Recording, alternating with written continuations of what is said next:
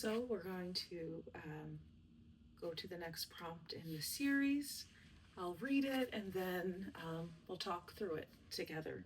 So on page 201, the unseen battles. Just because the world can see the war doesn't mean the warrior isn't real. Prompt 1. What invisible battles have you been navigating? Prompt 2. What kind of validation or support do you wish others would offer? Mantra. My truth does not need permission to be real. Ooh, that is so good. I like that mantra. I truly do love. My truth does not need permission to be real. I feel like a lot of times we need validation, whether it's subconsciously or like we're just searching and seeking it out to justify and to feel justified in what we want or how we feel. We tend to like check in with people, and well, that's okay and fine. There's other times where it's like, no, if that's how you feel, that's how you feel, and that's okay. And then like work from it, work with it from there versus, asking others and then them saying, oh, it's not a big deal, just, get over it or just move on. And it's like, well, maybe that's true for them, but maybe for you, it is a little bit of a bigger deal, and you need to process it and work through it. So again, my truth does not need permission to be real. How you feel is how you feel, period. You don't need anyone else to tell you, that you're sad if you feel sad, or if you're happy that you feel happy, right? All of the things in between. What invisible battles have you been navigating?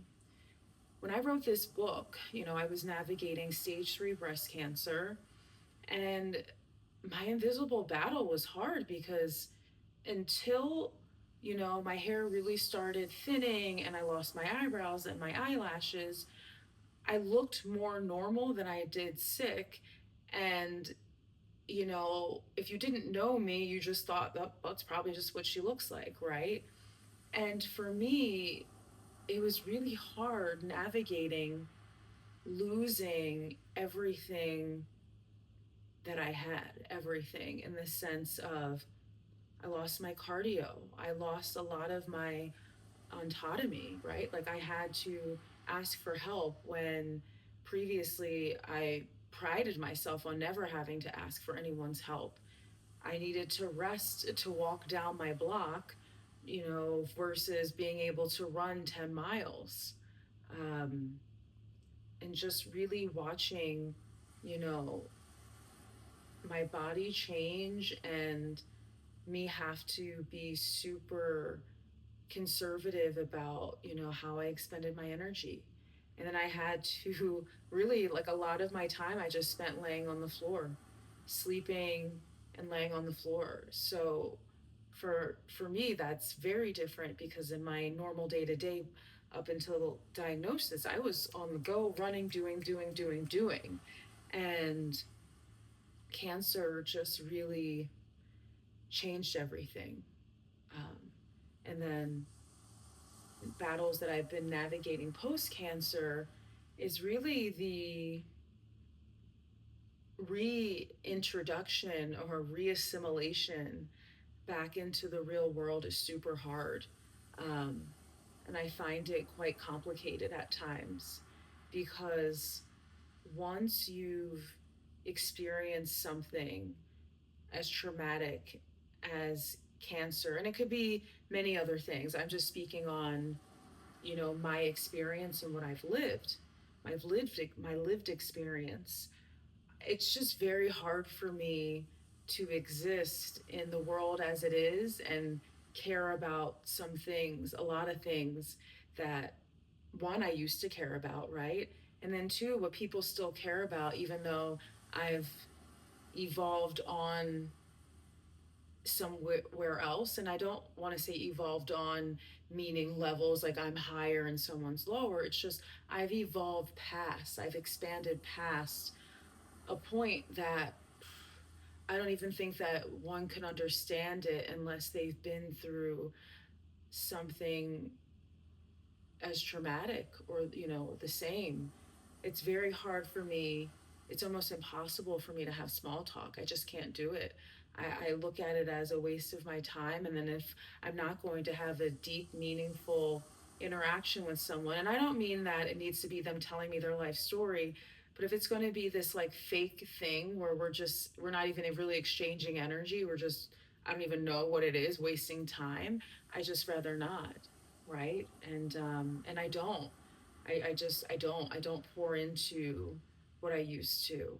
And it's hard for me to take anything quite as seriously as people and places and things take themselves and subject matter, which is why, I'm feeling called into, different lines of work. And, I've just really have outgrown a lot of things that, it's just reassimilating after cancer and after treatment is a real adventure, because the world as you know it doesn't exist, nor does it make any sense.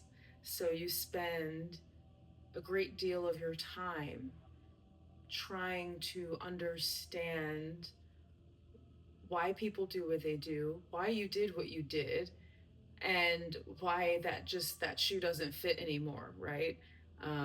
And why you don't even really want it to fit. There's a point, at least for me in my experience, where I'm like, I don't even want to do this anymore. I don't want to do that. And I change and I shift and I pivot. And it's, made me happier and led me to some really great places. So, prompt number 2: what kind of validation or support do you wish others would offer? And like I was saying, like I'm more now only asking myself, what do I want and how do I feel? And I close my eyes. And if it's a full body yes, it's a yes. If it's a no, it's a no. And if I'm calm and I just take my time and I make that decision. But mainly what I crave is true, authentic, genuine connections with human beings. I think that's how anyone can help themselves and anyone else, is just being the true human being spirit that they are, and stop with anything else that's not that, right? Don't talk to me if you don't want to talk to me, right? And if you talk with me, be present with me. You know, all I require is that presence. And, I think that that's hard for a lot of people. So, that's what I would say. Um, so I hope that you're enjoying these, and I hope that you're asking yourself the questions and running through the prompts on your own. I will talk to you guys soon and definitely see you later.